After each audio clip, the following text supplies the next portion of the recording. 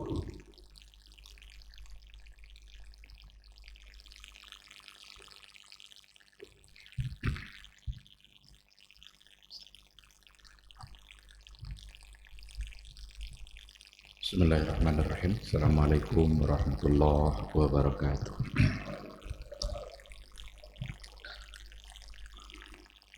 Innal hamdalillah nahmaduhu wa nasta'inuhu wa nastaghfiruh wa na'udzu billahi min shururi anfusina wa min sayyiati a'malina. May yahdihillahu fala mudilla lahu wa may yudlilhu fala hadiya lahu.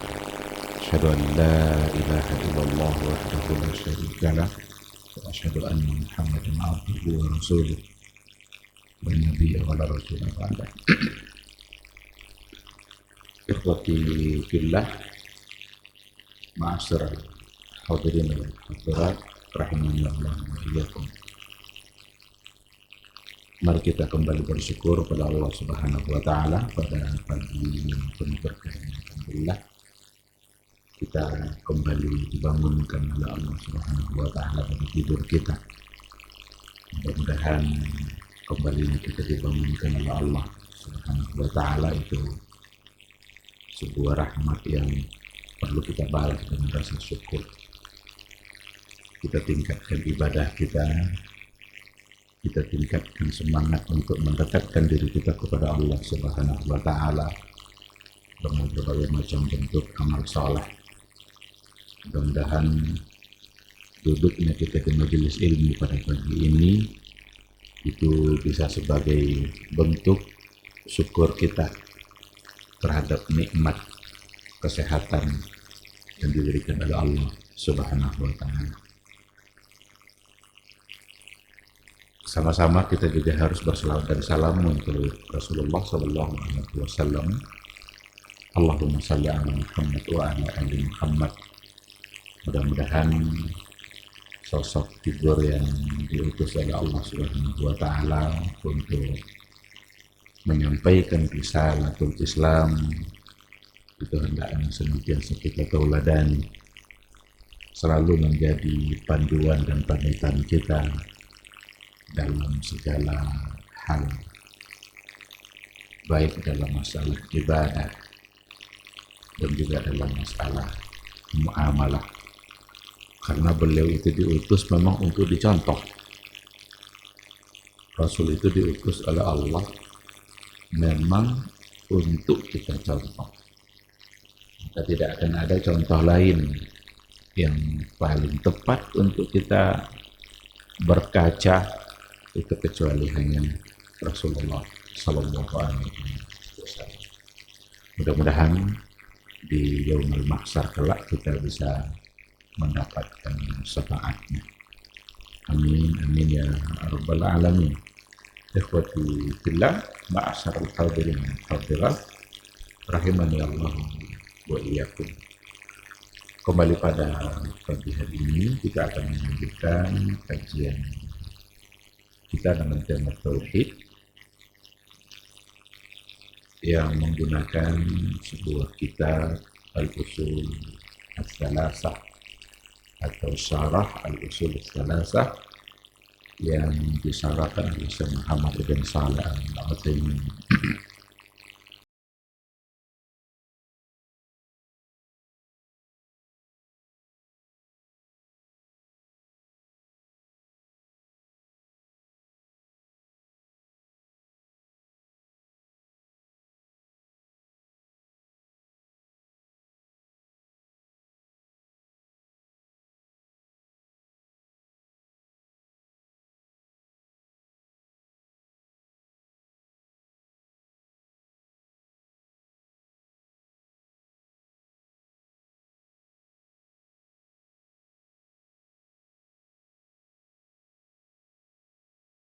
Tahu kita bahwa sesungguhnya semua bentuk ibadah kita hanyalah untuk Allah, karena Dia yang menciptakan kita, Dia pula ialah tempat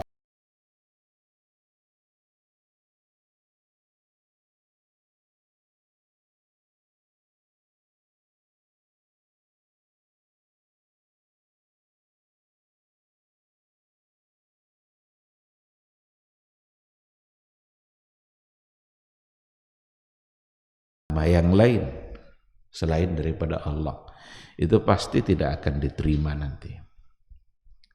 Nah, kita sudah sampaikan beberapa bentuk ibadah yang memang itu adalah lillah. Yang terakhir, anwaul ibadah yang sudah kita berikan penjelasannya adalah al-isti'anah.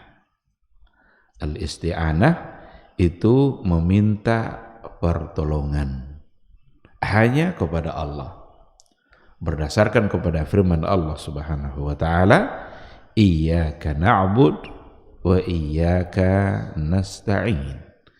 Hanya Engkau yang kami sembah dan hanya kepadamu ya Allah kami meminta pertolongan.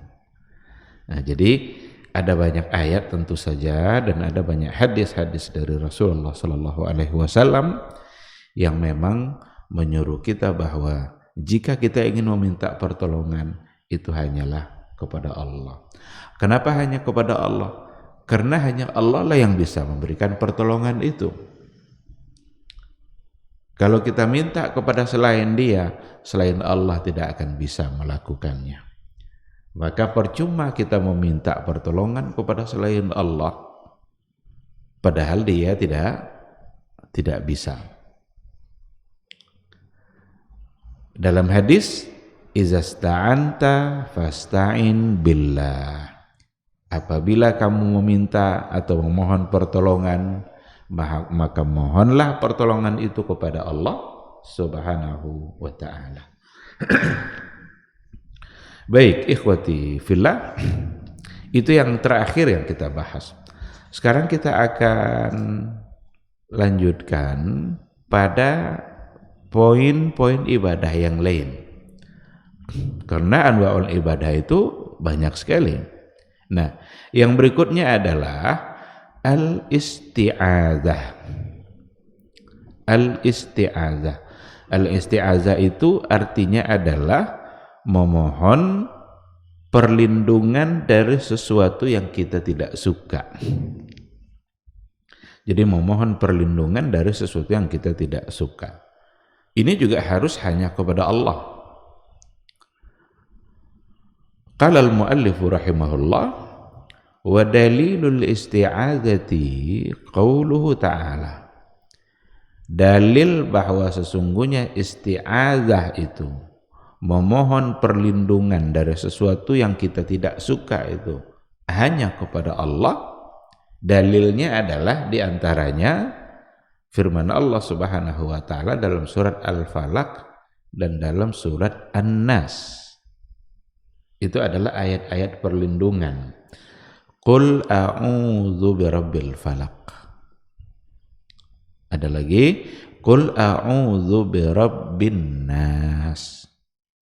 Katakanlah wahai Muhammad, aku berlindung kepada Rabb yang menguasai subuh. Jadi qul a'udzu birabbil falaq. Ini waktu subuh sekarang ini, itu yang menguasainya adalah Allah. Dan salah satu dari ayat yang menunjukkan bahwa kita berlindung kepada Allah adalah ayat ini. Qul a'udzu birabbil falaq. Aku berlindung kepada Rabb yang menguasai subuh. Qul a'udzu birabbin nas. Aku berlindung kepada Rabb manusia, Malikin nas, raja manusia. Jadi raja di atas segala raja. Kalaupun ada di antara manusia yang disebut dengan raja-raja manusia itu semuanya akan tunduk kepada raja yang satu ini, raja yang sebenarnya, dan itu adalah Allah Subhanahu wa ta'ala.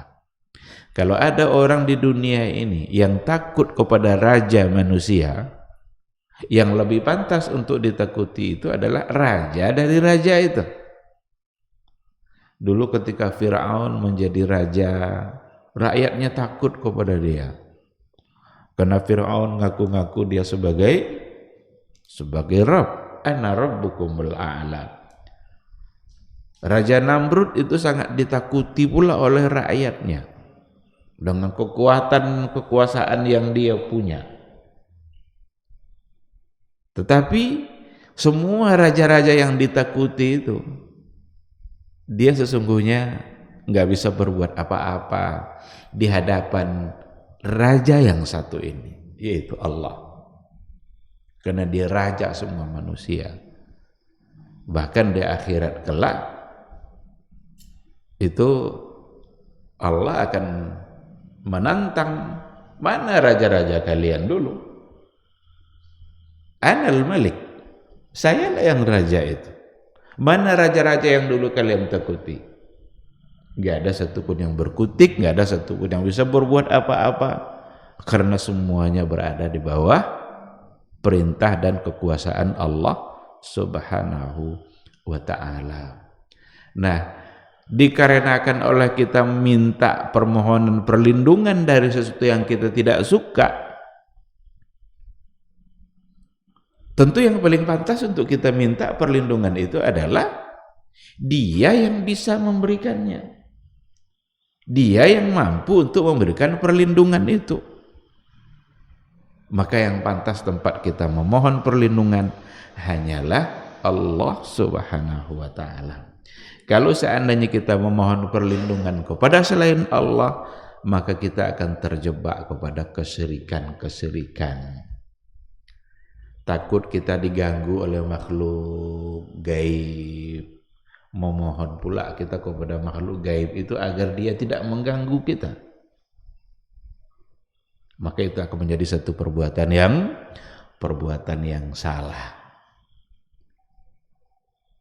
Apapun permohonan perlindungan yang ingin kita sampaikan, sampaikanlah hanya kepada Allah Subhanahu wa ta'ala. Oleh karena itulah ada banyak doa yang diajarkan oleh Rasulullah sallallahu alaihi wasallam, yang di dalam doa itu adalah di mana kita diajarkan memohon perlindungan itu kepada Allah Subhanahu wa ta'ala. Kalau kita masuk pasar, diminta kita memohon perlindungan kepada Allah agar kita tidak dizalimi. Sampai kita ke satu tempat yang barangkali tempat itu ada sesuatu yang mungkin berbahaya dan membahayakan kita, maka diminta pula kita untuk berdoa kepada Allah agar kita dilindungi oleh Allah dari berbagai kejahatan yang kita tidak menginginkan untuk mendapatkan kejahatan itu. Dan Allah yang hanya bisa melakukan dan memberikan perlindungan itu. Apa contoh doanya? Nah, ada banyak doa yang diajarkan oleh Rasulullah sallallahu alaihi wasallam, seperti a'udzu bikalimatillahi tammah min syarri ma khalaq. A'udzu bikalimatillahi tammah. Aku berlindung dengan kalimat-kalimat Allah yang sempurna. Berlindung dari apa? Min syarri ma khalaq, dari kejahatan makhluk yang diciptakannya. Karena makhluk Allah berarti ada yang jahat. Kalau berdasar ini berarti makhluk Allah ada yang jahat. Dan banyak yang jahat. Nah, agar kita dilindungi dari kejahatan-kejahatan itu, kita meminta kepada Allah Subhanahu wa ta'ala. A'udzu bikalimatillahi tammah min syarri ma khalaq. Ada lagi doa yang lain, a'udzu bi'azamatika an ughtala min tahti. Nah, ini doa-doa yang perlu kita baca di waktu subuh. Ada kan zikir-zikir pagi, ada juga zikir sore. Zikir pagi dan zikir sore itu sebenarnya adalah zikir-zikir perlindungan. Kita memohon perlindungan kepada Allah Subhanahu wa ta'ala dari berbagai hal-hal yang kita tidak inginkannya. Yang doa tadi artinya apa? Aku berlindung dengan keagunganmu, jangan sampai aku diserang dari bawah. Kan kita mau perlindungan kan, jangan sampai kita diserang dari depan, dari belakang, dari samping, dan bahkan dari bawah. A'udzu bi'izzatillahi wa qudratihi min syarri ma ajidu wa uhadzir. A'udzu bi'izzatillah wa qudratihi min syarri ma ajidu wa uhadzir. Aku berlindung dengan kemuliaan dan kekuasaan Allah dari keburukan yang ku dapati dan yang aku khawatirkan. Ini salah satu dari doa yang diajarkan oleh Rasulullah SAW. Kalau seandainya kita ada merasakan sesuatu yang sakit di badan kita, lalu kita pegang bagian yang sakit tadi sambil mengucapkan doa ini berulang-ulang, bahkan bisa sampai 7 kali. Karena ini doa yang diajarkan oleh Nabi.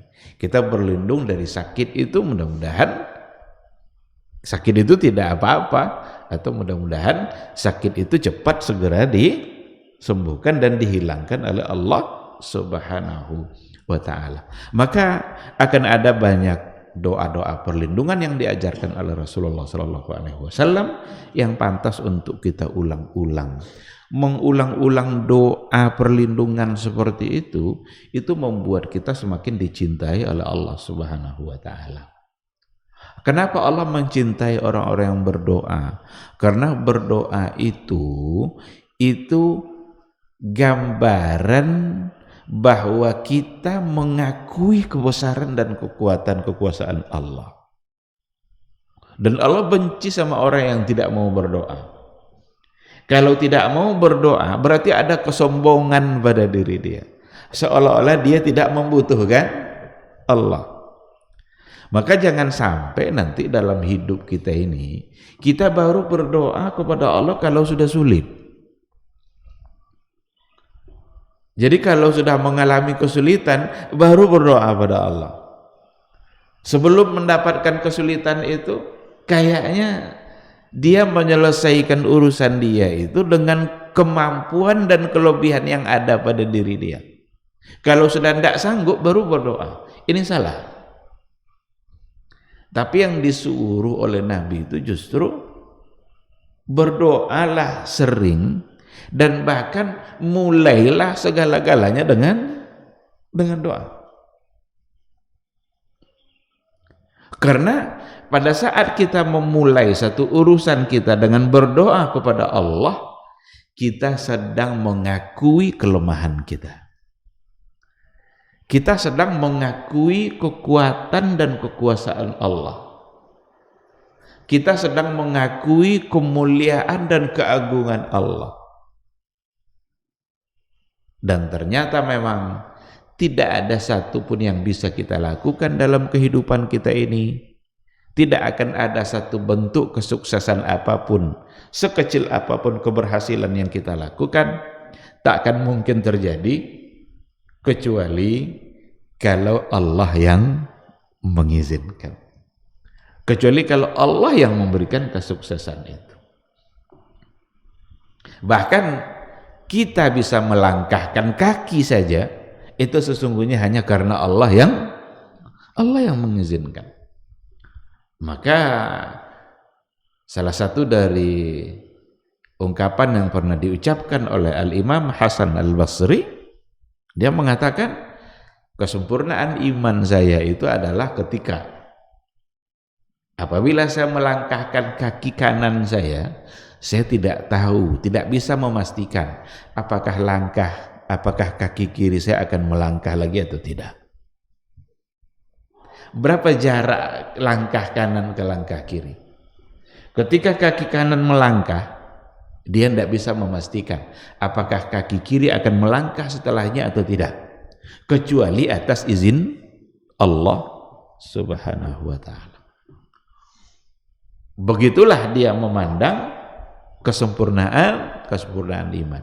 Kalau sudah sampai ke tingkat itu, berarti sudah benar-benar dia mengakui kehendak Allah dalam kehidupan dia.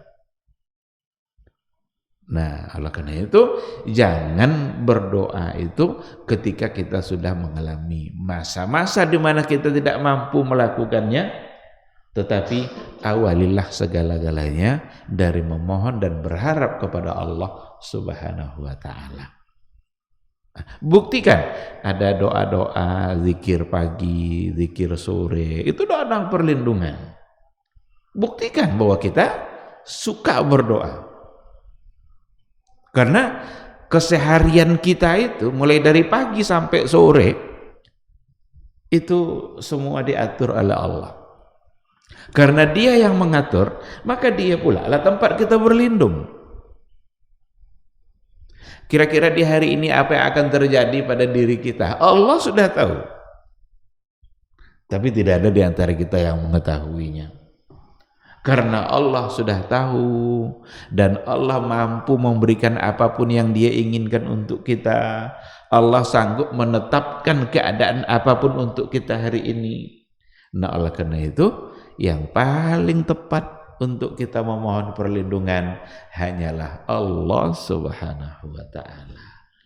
Dari kejahatan apapun, dari kezaliman umat manusia, dari kejahatan orang.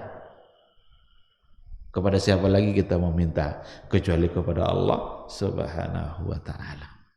Nah, jadi al-isti'adzah itu hanyalah untuk Allah.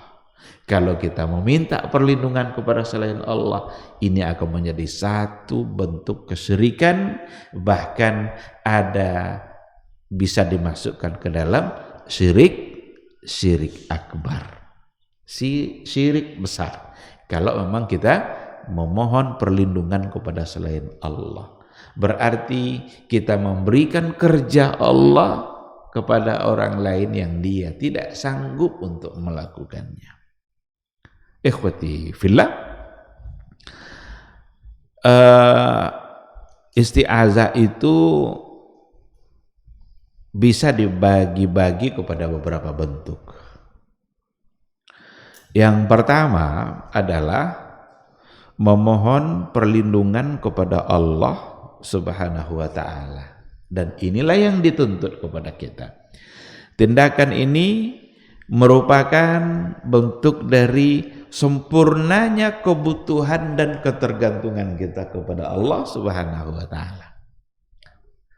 Jadi, kenapa Allah suka kepada orang-orang yang berdoa dan orang-orang yang memohon perlindungan kepada Dia? Karena memang memohon perlindungan kepada Allah itu bentuk kesempurnaan keyakinan dia kepada Allah dan bentuk pengakuan terhadap diri dia bahwa dirinya tidak bisa berbuat apa-apa. Itu ayatnya itu banyak. Kenapa Al-Falaq An-Nas itu disebut dengan Al-Mu'awwizatain? Kan itu namanya surat Al-Mu'awwizatain, 2 surat perlindungan. Ini salah satu dari asbab nuzul dalam catatan sejarah. Ini ayat ini pernah dibacakan oleh Jibril ketika ia membawa ayat ini turun kepada Rasulullah sallallahu alaihi wasallam dan dibacakan kepada Nabi ketika Nabi kena atau terkena oleh efek sihir dari seorang Yahudi, Labid al-A'sam. Itu seorang tukang sihir yang mengikat buhul-buhul itu lalu ditiupkannya dan diletakkannya di satu tempat yang ternyata ada efek pada Rasulullah Shallallahu Alaihi Wasallam karena dia menggunakan air di mana di situ diletakkan buhul-buhul tadi oleh tukang sihir. Tali tamali itu jumlahnya 11. Maka Al-Falaq An-Nas itu berjumlah 11 ayat. 1516. Ketika itulah dibacakan oleh Jibril. Setiap kali dibacakan satu ayat, Qul a'udzu birabbil falaq. Setiap kali dibaca ayat, lepas satu ikatan. Dibaca lagi ayat yang kedua, lepas lagi satu ikatan. Sampai selesai dibacakan 11 ayat, lepas semua ikatan-ikatan yang tadi sudah dimantra-mantra oleh tukang sihir. Jadi persoalan sihir itu sudah lama dan bahkan sudah pada masa sebelumnya. Kalau kita baca sejarah Nabi Musa, itu andalannya Fir'aun itu justru kan tukang sihir. Nah, coba bayangkan Fir'aun sebagai seorang raja yang mengaku dirinya sebagai Tuhan, tapi dia mengandalkan kekuatan tukang sihir. Situ aja kan nampak lemahnya Fir'aun itu sebenarnya. Cuma rakyat ketika itu karena sudah dihantui oleh ketakutan terus taat sama perintah Fir'aun. Dia sebagai seorang raja, padahal dia sendiri mengandalkan kekuatan sihir. Itu tandanya bahwa manusia, sekuat apapun manusia, dia tidak bisa berdiri sendiri. Sehebat apapun orang, dia tidak bisa berdiri sendiri. Dia akan membutuhkan orang lain untuk keperluan-keperluan dia. Oleh karena itu, ketika ada orang yang kita taati, ada orang lain yang kita taati dalam artian menyalahi aturan Allah, itu satu perbuatan yang sangat salah besar. Karena orang itu minta ditaati karena dia membutuhkan orang tersebut. Tapi Allah ketika dia minta kita mentaatinya, Allah sama sekali tidak membutuhkan siapapun. Allah tidak membutuhkan makhluknya. Maka ketaatan kita kepada Allah bukan karena Allah butuh kita, tapi karena kita yang membutuhkan Allah Subhanahu wa ta'ala.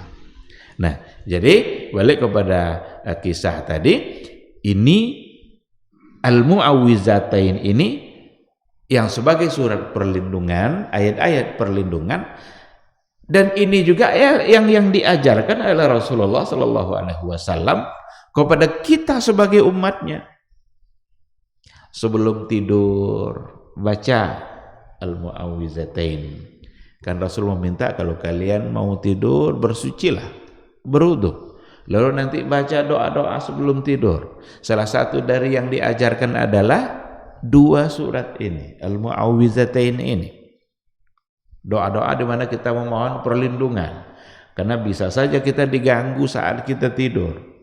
Berapa banyak orang mendapatkan gangguan-gangguan pada saat dia tidur. Itu kejahatan makhluk.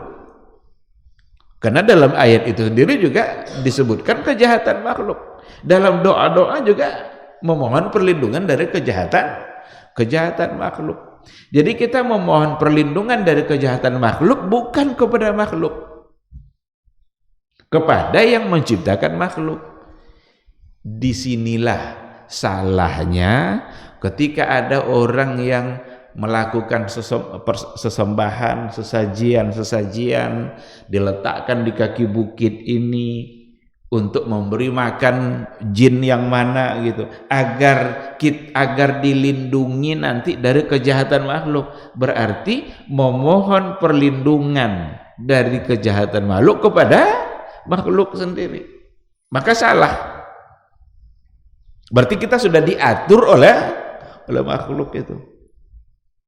Nah, di sini jadi persoalan sesembahan, sesajian itu memang sesuatu yang jelas kita harus katakan itu sebagai satu bentuk kesyirikan dan harus ditinggalkan. Kalau seandainya umat Islam yang melakukannya, harus diingatkan bahwa itu adalah perbuatan yang salah. Tapi kalau dilakukan oleh yang bukan muslim, ya udah itu urusan mereka. Mau mereka tidak punya tauhid, mereka tidak percaya pada Allah, silakan saja. Kalau mereka mau melakukan, tidak mungkin kita ingatkan karena dia tidak percaya sama Allah. Tapi kalau yang melakukannya itu seorang yang muslim, meskipun itu sudah menjadi sebuah tradisi, Oh, ini kan tradisi, ini kan kebiasaan-kebiasaan satu kaum, ini kearifan lokal. Jangan sampai kearifan-kearifan lokal itu merusak akidah dan merusak agama kita. Seandainya ada kearifan lokal yang bertentangan dengan agama, maka tinggalkan kearifan lokal itu, agama yang harus diikutkan. Syariat Islam yang harus dipedomani. Ngapain kita mengikuti kearifan lokal itu kalau ternyata bertentangan dengan agama Islam yang dibawa oleh Rasulullah Sallallahu Alaihi Wasallam. Jadi ikhwati fillah, yang pertama secara umum bentuk isti'azah itu memang adalah memohon perlindungan kepada Allah Subhanahu wa Ta'ala. Yang kedua disebutkan lebih rinci, memohon perlindungan kepada Allah tapi dengan menyebutkan sifat-sifat Allah Subhanahu wa Ta'ala. Jadi kita memohon kepada Allah dengan cara menyebutkan keagungan-keagungan dan sifat-sifat kebesaran yang dimiliki oleh Allah. Karena Allah memiliki semua sifat-sifat kamal, sifat-sifat sempurna. Semua yang ada pada Allah itu dalam bentuk kesempurnaan, dan semua yang ada pada manusia itu dalam bentuk kekurangan. Oleh karena itu, ketika ada kesamaan-kesamaan nanti penyebutan antara Allah dengan manusia pasti berbeda nanti dari segi substansi, karena yang ada pada Allah semuanya dalam bentuk kesempurnaan, dan yang ada pada manusia semuanya dalam bentuk kekurangan. Dulu jauh sebelumnya kita sudah berikan penjelasan, tapi perlu juga untuk kita ulang-ulang. Ketika dikatakan bahwa manusia punya sifat penyayang, enggak? Punya sifat penyayang. Allah Maha Penyayang. Walaupun sama bahasanya, tetapi tidak akan pernah sama hakikatnya. Karena yang ada pada Allah sempurna, yang ada pada manusia kurang. Yang pada manusia itu terbatas, yang pada Allah tidak ada keterbatasan. Manusia mendengar, Allah mendengar. Tapi pendengarannya Allah sempurna, tidak ada batasnya. Tapi pendengaran manusia terbatas. Dan ada akhirnya. Ada saat-saat di mana manusia nggak sanggup lagi untuk mendengar karena terlalu besar suaranya. Dan ada saat di mana manusia tidak bisa mendengar karena terlalu kecil suaranya. Maka kalau ada orang ngomong terus kurang dengar, apa tadi? Kan kita minta ulang kan? Coba ulang lagi. Kok kita minta ulang? Berarti pendengaran kita belum cukup untuk mendengarkan karena terlalu kecil. Yang itu tuh tidak ada pada Allah. Ini terlalu kecil, ini terlalu besar, tidak ada sama Allah. Bahkan berbisik-bisik pun manusia di muka bumi ini, Allah yang di atas arasy sana, dia bisa mendengar. Nah, oleh karena itu, pada bentuk yang kedua, memohon perlindungan dengan salah satu sifat-sifat yang dimiliki oleh Allah Subhanahu wa Ta'ala. Ini yang doa-doa yang kita contohkan tadi. Seperti yang doa tadi itu, a'udzu bikalimatillahi tammah min syarri ma khalaq. Aku berlindung dengan kalimat-kalimat Allah yang sempurna, dengan kalam Allah. Berarti boleh kita berlindung kepada kalam Allah. Karena kalam Allah itu adalah sifatnya. Dan sifat Allah disandangkan kepada Allah Subhanahu wa Ta'ala yang memang itu pantas untuk dia. Al-Quran kalam Allah. Maka ketika dikatakan Al-Quran adalah kalam Allah, lalu kita boleh berlindung kepada kalam Allah. Berarti kalam Allah tidak makhluk. Kan ada perdebatan dulu yang lama sekali, panjang perdebatannya, sampai akhirnya Imam Ahmad itu masuk penjara karena tidak mau mengakui bahwa Al-Quran adalah adalah makhluk. Tidak mau dia. Pokoknya kalau tidak mau mengakui Quran itu adalah makhluk, masuk penjara. Dia tidak mau, karena dia tahu di belakang dia ada ribuan muridnya yang akan tersesat kalau seandainya dia mengakui Quran adalah makhluk.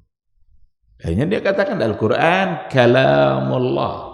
Al-Quran adalah kalam Allah. Dan memang bukan makhluk. Maka kalau ada aliran-aliran, kelompok-kelompok yang mengatakan bahwa Al-Quran itu adalah makhluk, maka salah. Karena boleh berlindung kepada kalam Allah.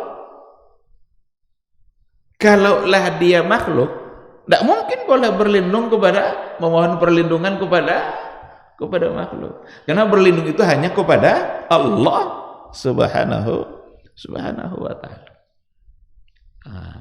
Ini dulu soal makhluk, ghairu makhluk sudah pernah kita bahas.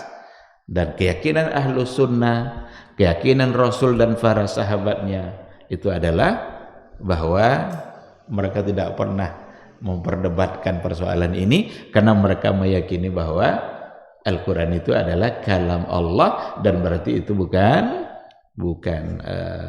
makhluk. Ada pula yang mengatakan Al-Quran itu yang apa dibagi-baginya, ada nanti kalam nafsi. Yang tidak makhluk itu kalam nafsi itu. Kalam yang ada pada zatnya Allah, dan itu tidak makhluk. Tapi Al-Quran ini yang tertulis ini adalah makhluk. Ada yang mengatakan seperti itu, dibeda-bedakannya antara kalam nafsi dengan kalam ini. Kalau Quran ini makhluk, lalu ini kalam siapa? Apakah ini dibahasakan oleh Jibril, atau ini dibahasakan oleh Nabi Muhammad sallallahu alaihi wasallam? Tentu itu akan menjadi satu kesalahan, karena ditantang dulu orang Arab itu untuk mendatangkan persis seperti satu ayat saja cukup. Kalau bisa mendatangkan seperti Al-Quran, ada tentangan mendatangkan seperti 10 ayat atau mendatangkan seperti satu surat. Tapi tak ada satupun mereka yang sanggup untuk mendatangkannya, karena memang ini adalah kalam Allah yang tak mungkin bisa ditandingi oleh kalamnya makhluk. Ikhwati fillah, itu salah satu contoh. Yang tadi itu doa-doa perlindungan itu yang kita sebutkan di awal tadi, itu semua adalah bentuk-bentuk dari yang kedua ini, memohon perlindungan kepada Allah dengan menyebut salah satu dari sifat-sifatnya, dan itu pantas karena memang itu sifat mulia yang dimiliki hanya oleh Allah subhanahu wa ta'ala. Yang ketiga, bentuk isti'azah yang ketiga itu memohon perlindungan kepada mayit, kepada orang yang mati atau kepada benda mati, atau kepada orang hidup, tetapi orang hidup itu gaib dalam artian tidak ada bersama dia. Dia berada pada tempat yang lain, maka memohon perlindungan seperti ini merupakan perbuatan syirik. Jadi meminta perlindungan kepada orang yang sudah mati, meminta perlindungan kepada orang yang sudah mati atau kepada benda mati. Kepada orang yang sudah mati, apa contohnya?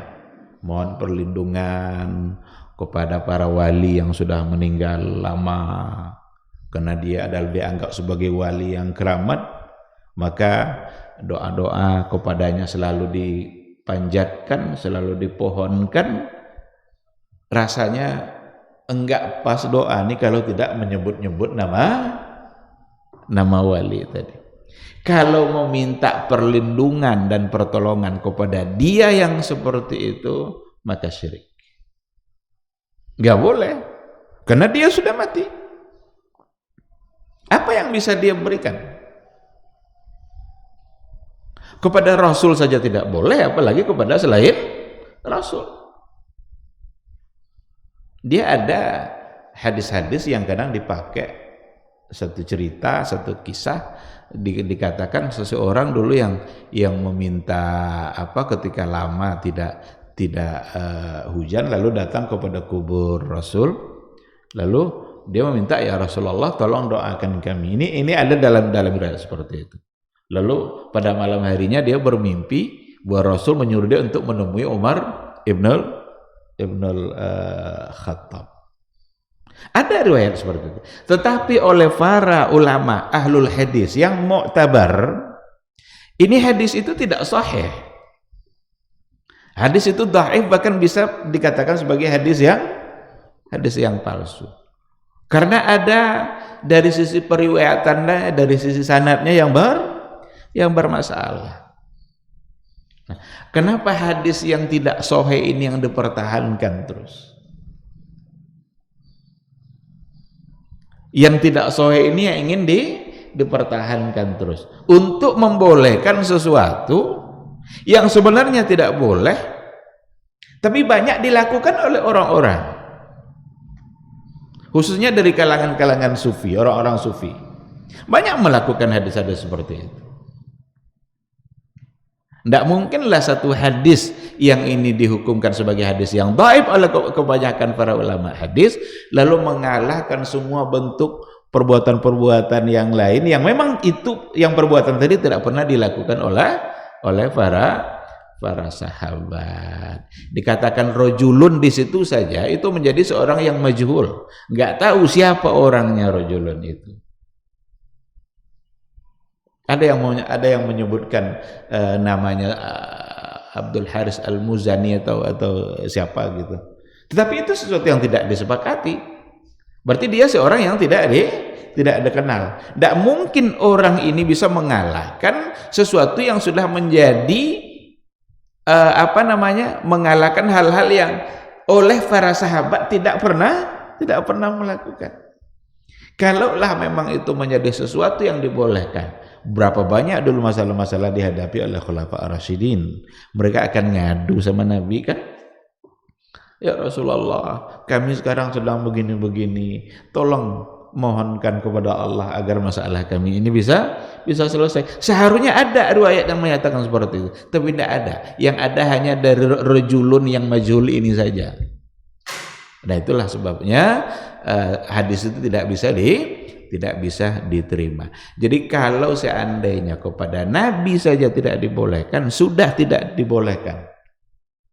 Karena Nabi sudah wafat, apalagi kepada orang yang lain. Jadi memohon perlindungan kepada orang yang sudah mati atau kepada benda mati. Kepada benda mati ya kayak tangkal-tangkal, jimat-jimat, itu semua akan menjadi bentuk kesyirikan. Berarti meminta pertolongan kepada tangkal yang tadi itu. Dia berarti dalam hatinya mengakui bahwa di tangkal itu ada satu kekuatan yang bisa memberikan kebaikan kepada dia. Di sini masalahnya. Di sini syiriknya itu. Bahkan takut dia nanti kalau tangkal itu tinggal. Umpamanya dia diberi jimat selamat dalam perjalanan umpamanya oleh seorang dukun, diberikan dia jimat selamat dalam perjalanan. Kalau dia mulai perjalanannya itu lalu tinggal jimat tadi, dia akan pulang kembali menjemputnya. Kenapa? Takut dia kalau tidak, berarti dia sudah mengandalkan keselamatan dirinya kepada berjimat yang tadi.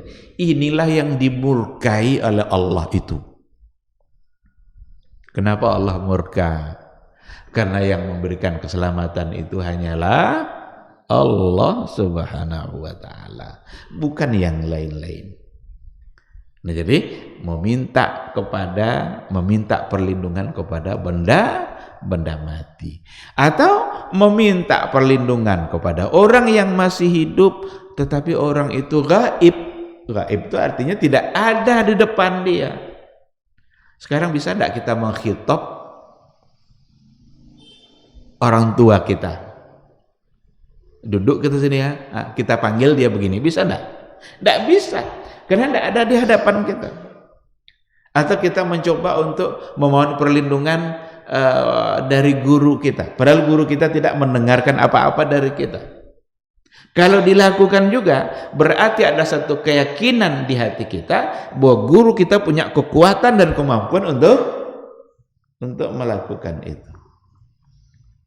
Maka tetap menjadi tidak dibolehkan. Dalam Al-Quran dikatakan dalam surat Al-Jin, ini contoh dari yang tadi masuk dalam kategori isti'azah kepada selain Allah, dan itu syirik.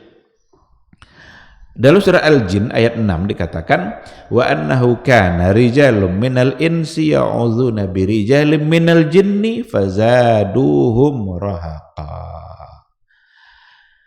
Dan bahwasanya ada beberapa orang laki-laki di antara manusia meminta perlindungan kepada rijalun minal jin,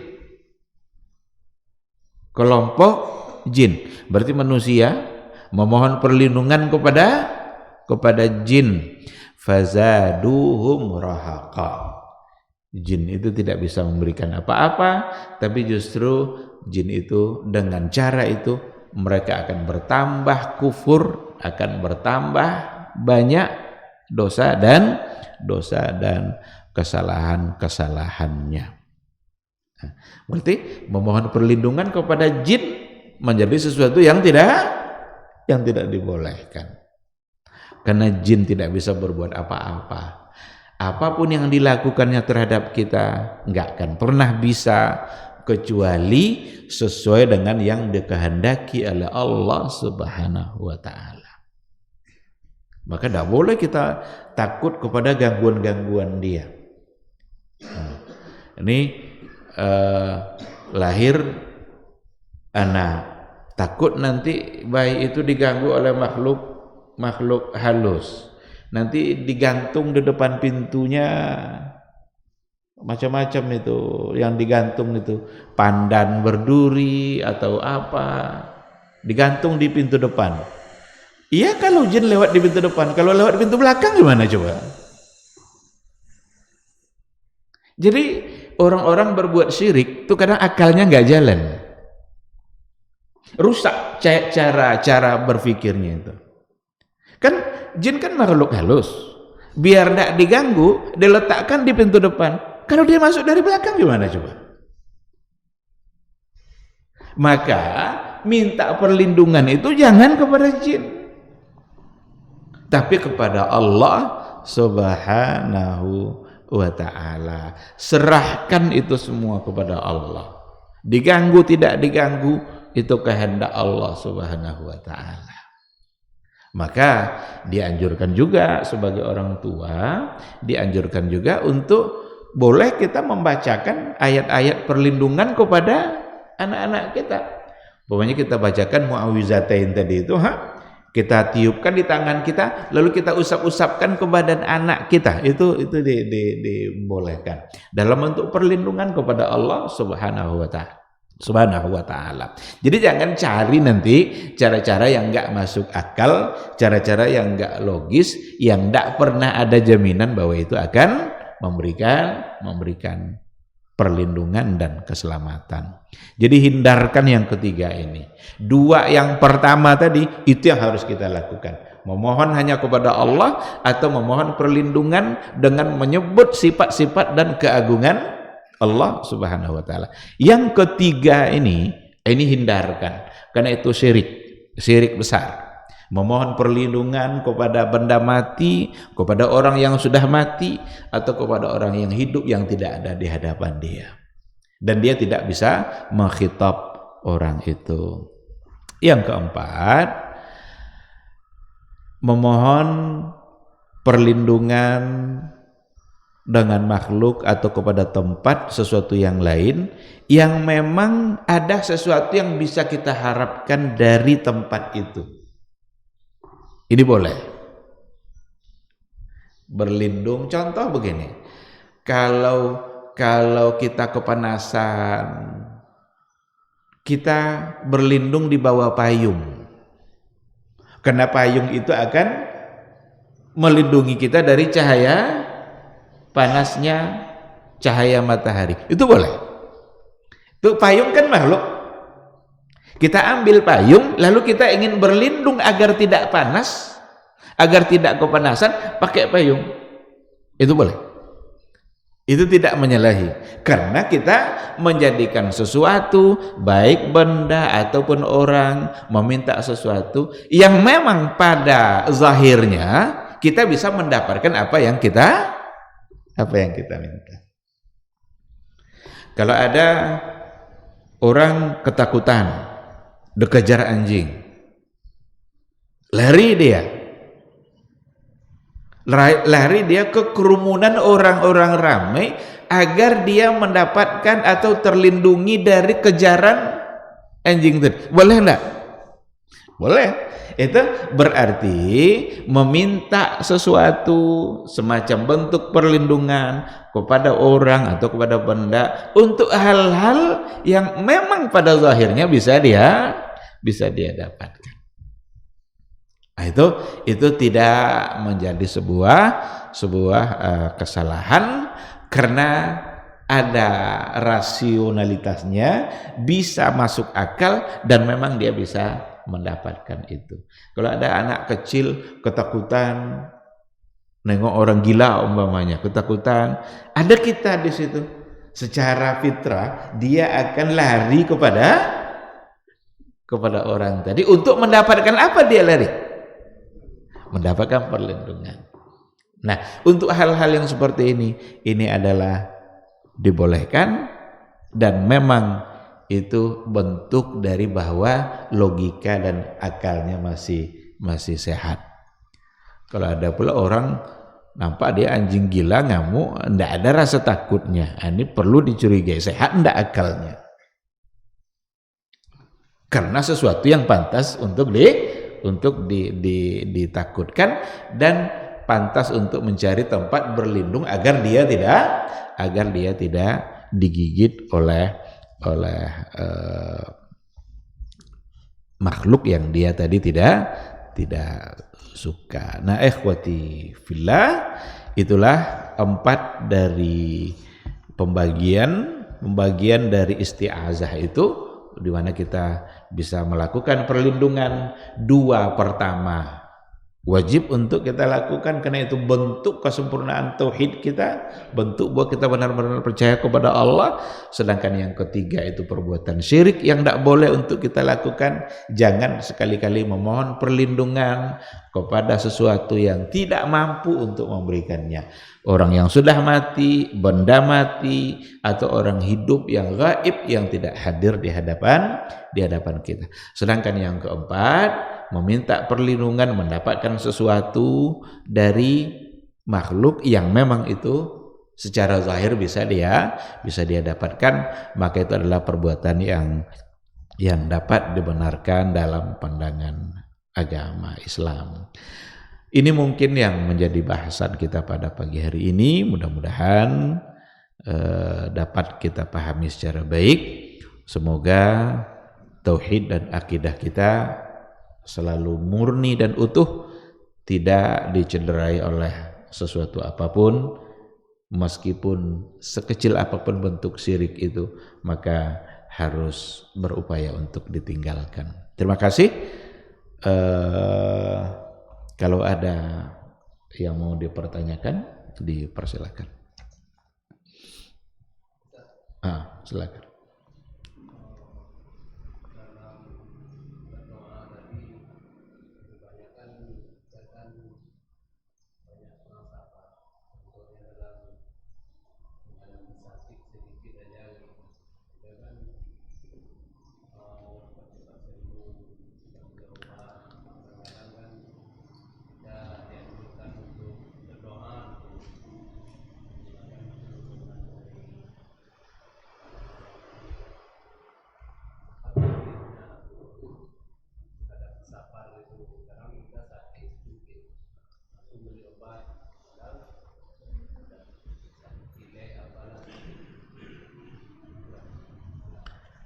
Iya, terkadang kita tidak sabar dalam menghadapi ujian-ujian yang diberikan oleh Allah seperti sakit. Baru aja sakit lalu kemudian mencari obat, atau baru aja sakit lalu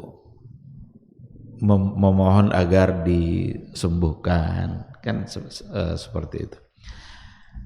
Kalau seandainya kita diberikan ujian sakit oleh Allah Subhanahu wa taala, memang cara menghadapinya adalah kesabaran. Karena manusia ini hanya menghadapi dua hal dalam hidupnya. Allah berikan sesuatu yang menyenangkan, lalu dia bersyukur. Atau Allah memberikan sesuatu yang tidak menyenangkan, lalu ia sabar. Dua-dua ini ujian. Jangan dikira yang ujian itu nanti hanya yang menyakitkan saja. Hanya hal-hal yang membuat kita tidak senang. Ketika kita diberikan hal-hal yang baik dan menyenangkan, itu sesungguhnya juga adalah ujian. Karena ada dua cara untuk menghadapinya, kan? Yang baik, orang beriman itu dia akan bersyukur, dan yang buruk yang dihadapinya dia akan bersabar. Tapi apakah salah? Apakah bertentangan nanti makna sabar itu ketika kita cepat-cepat mencari obat? Kok cepat kali cari obat? Sabar ajalah dulu. Bertentangankah kira-kira? Sakit kita. Kalau kita sakit, maka ada ikhtiar yang dilakukan, dan ikhtiar itu bentuk dari ibadah kita juga kepada Allah. Jadi semuanya dikaitkan dengan Allah. Kita mencari obat pada saat kita sakit itu tidak bertentangan dengan sabar kita. Sabar itu tetap harus ada, ikhtiar mencari obat itu juga dianjurkan oleh agama. Sehingga ikhtiar kita itu akan menjadi ibadah, maka carilah ikhtiar yang benar. Karena ada orang yang salah dalam berikhtiar. Kalau sakit dia dicari cara yang tidak benar untuk mendapatkan kesembuhan. Ini mungkin bisa dikatakan berbeda dengan kesabaran. Pokoknya apa aja lah obatnya, mau haram mau halal, yang penting saya sehat. Ini sudah bertentangan. Karena kesembuhan pun datang dari Allah. Kan syifa itu kan datangnya dari Allah. Wa fatadawa wa la tatadawu bil haram. Berobatlah kalian, tapi jangan berobat dengan hal-hal yang diharamkan oleh Allah Subhanahu wa ta'ala. Karena yang memberikan kesembuhan itu adalah Allah, dan Allah tidak menjadikan kesembuhan dari hal-hal yang diharamkan. Oleh karena itu diujilah nanti kesabaran, iman dan kesabaran itu diuji oleh Allah nanti dengan cara mencari ikhtiar yang benar. Kalau sudah salah ikhtiarnya, berarti sudah bermasalah dia pada iman dan pada kesabarannya. Seandainya sudah berobat belum juga sembuh, apa sikap orang yang beriman? Disinilah dia semakin menunjukkan kesabarannya kepada Allah Subhanahu wa ta'ala. Dia harus meyakini bahwa sakit itu pun, sakit yang diberikan oleh Allah, itu bisa-bisa menjadi bukti cinta Allah kepada dia. Kenapa kok sakit dibilang cinta? Jangan-jangan dengan sakit itu Allah ingin menghapus dosa-dosanya. Dengan diberikan sakit itu Allah ingin menghapus dosa seorang hamba. Karena biasanya kalau sudah sakit tuh istighfarnya tak tanggung-tanggung. Kalau sudah sakit, astagfirullah ya Allah. Waktu sehat tidak ada terucap tuh astagfirullah tuh. Lalai aja terus sama Allah. Pas sakit mulai lidah berucap. Mungkin Allah merindukan ucapan itu dari lidah dia. Dan mungkin dengan cara itu Allah menghapus dosanya. Nah, itu sikap orang yang orang yang beriman kepada Allah dalam kondisi sakit yang diberikan oleh Allah, ternyata di situ ada kebaikan-kebaikan yang luar biasa. Mungkin selama ini hatinya lalai terus kepada Allah, dengan sakit sekali itu berubah total kehidupan dia. Sadar dia sesadar-sadarnya, taubat dia kepada Allah. Yang sebelumnya yang sebelumnya solatnya bolong-bolong, setelah sakit itu solatnya sudah tidak lagi bolong-bolong. Baik tidak kira-kira sakit itu bagi dia? Baik, karena akan memberikan kebaikan yang berikutnya dalam kehidupan yang dia jalani.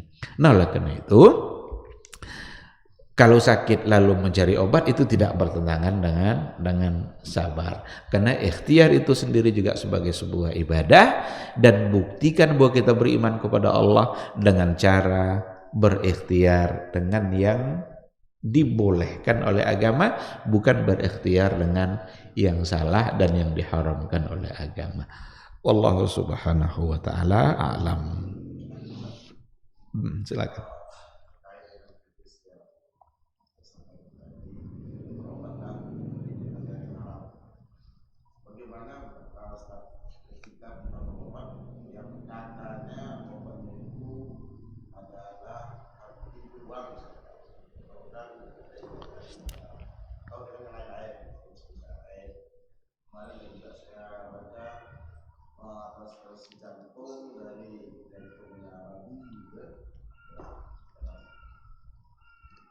Iya, katanya itu kata siapa?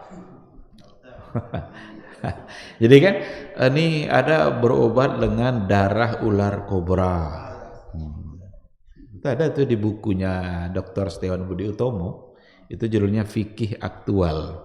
Ada satu judul pembahasan yang dia bahas, berobat dengan darah ular kobra.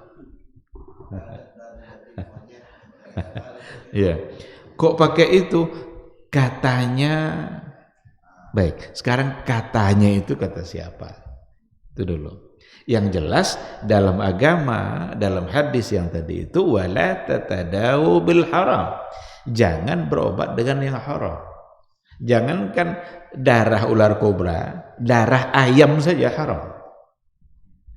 Darah sapi itu haram. Karena hurrimat alaikumul maitatu wad damu. Allah haramkan bangkai, Allah haramkan darah. Nah, jangankan darah ular kobra. Ini sudahlah ular kobranya itu haram, sekarang darahnya pula lagi. Ya, memang darah itu adalah mengandung penyakit. Kenapa dilarang berobat dengan yang diharamkan? Karena kesembuhan tidak didapat dari yang diharamkan. Gimana cara mau sehat kita berharam dengan yang mengandung penyakit? Nah, oleh karena itu hukum asalnya tidak boleh. Jangan coba-coba mencari yang diharamkan itu. Apa ndak ada lagi obat yang halal? Oleh karena itu, disinilah ikhtiar kita diuji. Ikhtiar kita akan diuji oleh Allah.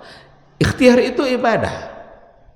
Akan mendapat pahala kita dengan ikhtiar kita itu, karena mengerjakan apa yang dianjurkan. Maka tidak boleh kita cari cara yang salah.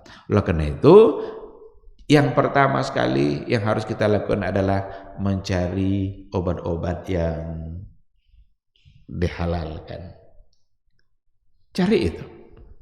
Seandainya semuanya sudah tidak ada, habis semua yang halal-halal itu, tetapi berdasarkan penelitian dokter yang bisa dipertanggungjawabkan.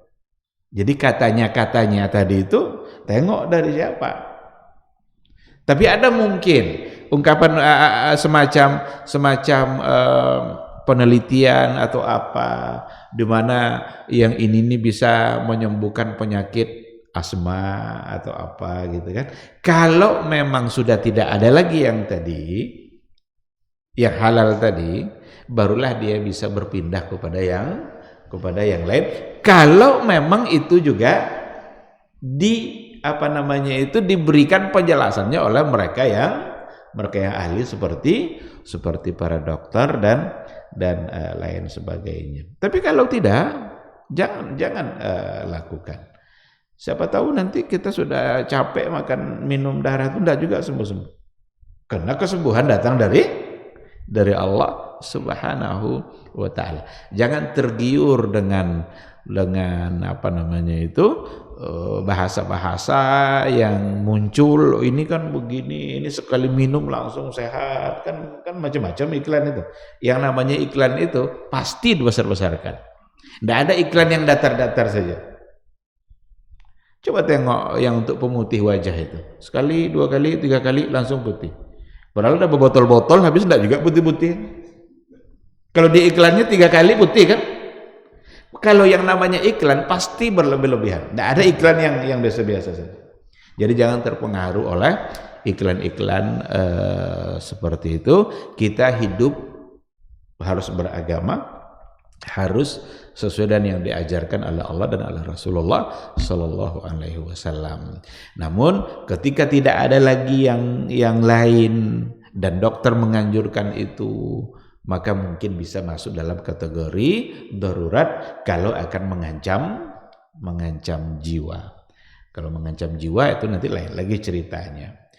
Ada hal-hal yang diharamkan, tapi untuk menyelamatkan jiwa dapat dibenarkan. Bangkai itu haram, itu hukum asalnya. Tapi kalau ada orang yang kalau tidak dimakannya bangkai itu mati dia, maka saat itu halal bagi dia. Untuk apa dihalalkan? Sekedar untuk menyelamatkan jiwa. Kalau kondisinya seperti itu, maka silakan untuk diambil. Adapun seperti apa namanya itu cangkok jantung, ambil jantung babi, waliyadzubillah, berarti dia memasukkan tidak lagi sekedar memakan sepotong 2 potong. Ini jantung dia justru dari jantung babi. Jangan lakukan itu. Lebih baik untuk tidak melakukannya. Berdoalah kepada Allah Subhanahu wa taala agar dia mendapatkan solusi yang lain. Dia tidak tahu juga kenapa segala-galanya diarahkan ke babi gitu. Ini yang jadi pertanyaan. Makanan biar enak juga minyak babi. Nanti ada yang lain juga diarahkan ke babi. Apa tidak ada selain babi? Yang jelas-jelas agama kita mengharamkan. Kan walahmul khinzir. Kan jelas-jelas diharamkan. Karena ada juga unsur politiknya. Itu dulu vaksin haji meningitis itu dari babi. Di Eropa enggak dari babi itu. Vaksin juga mereka mau haji itu ada kartu kuning itu orang mau umrah. Tapi kok di Indonesia pakai campuran babi? Di Eropa, di Jerman enggak dari yang lain. Kenapa kita tidak berpikir untuk mencari yang lain yang memang halal? Sekarang katanya tidak lagi dari babi. Berarti bisa kan? Itu tandanya. Jangan segala-galanya dikembalikan kepada yang diharamkan oleh Allah dan oleh Rasulullah Sallallahu Alaihi Wasallam. Saya kira seperti itu. Wallahu Subhanahu wa taala. Silakan.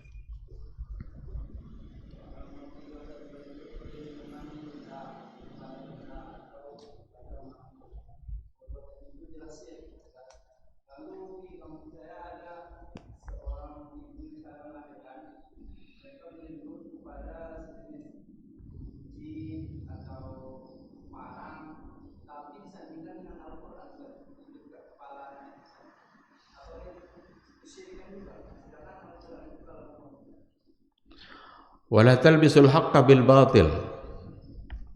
Jangan campur adukkan yang hak dengan yang batil. Disandingkan jimat itu dengan Al-Qur'an. Itu hanya untuk mengelabui. Hanya untuk mengelabui agar seolah-olah ini nanti dari agama, dibawa-bawa Al-Qur'an. Padahal sesungguhnya intinya ada pada kunci atau pada parang.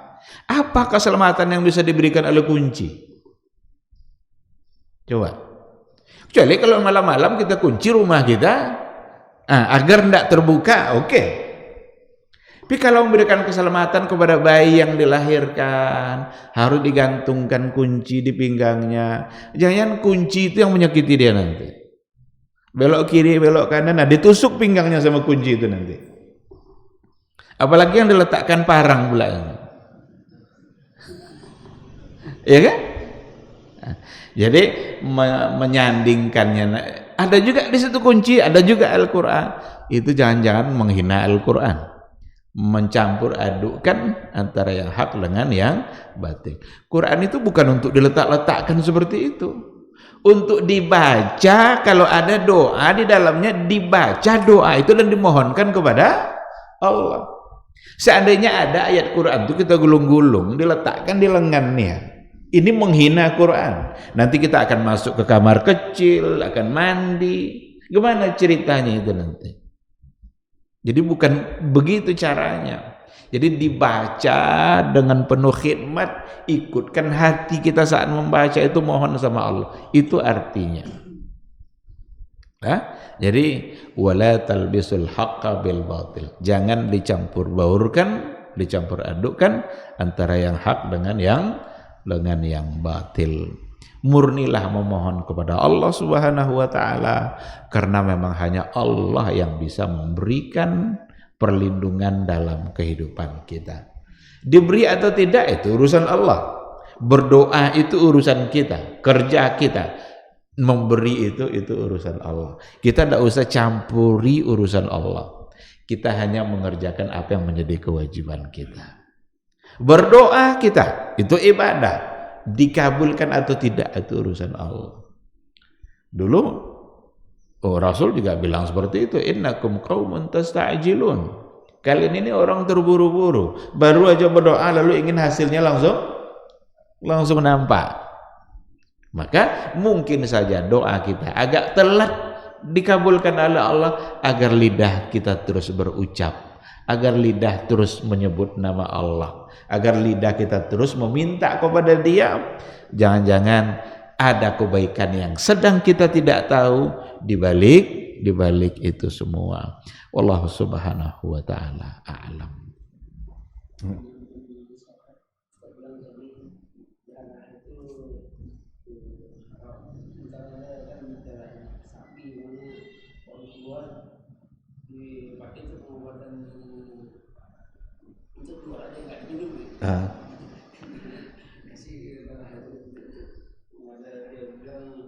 Biar ya insya Allah itu tidak masuk, karena tidak sesuatu yang masuk ke dalam tubuh. Jadi ketika dikatakan hurrimat alaikumul maitatu waddamu, haram, dan memang yang diharamkan itu adalah memakannya, menjadikan sesuatu yang nanti tubuh kita akan tumbuh dan berkembang dari sesuatu yang diharamkan. Tapi kalau untuk yang tadi nanti harus dibersihkan. Kalau nanti umpamanya ada, kan hari raya kurban kan, kadang ada disembeli lalu ada darah, diletakkan kaki, kadang kaki yang pecah-pecah katanya bisa, coba aja buktikan. Tapi nanti itu dibersihkan kalau akan mau sholat, karena darah adalah sesuatu yang tidak baik.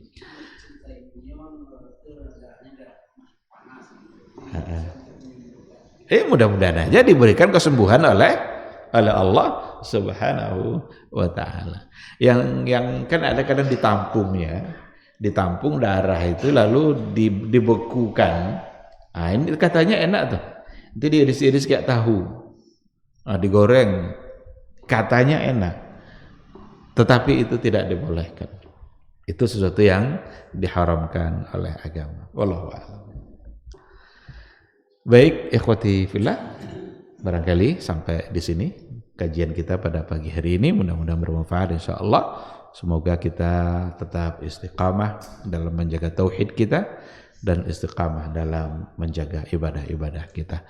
Amin amin ya rabbal alamin. Subhanakallahumma bihamdika asyhadu an la ilaha illa anta astaghfiruka wa atubu ilaik. Assalamualaikum warahmatullahi wabarakatuh.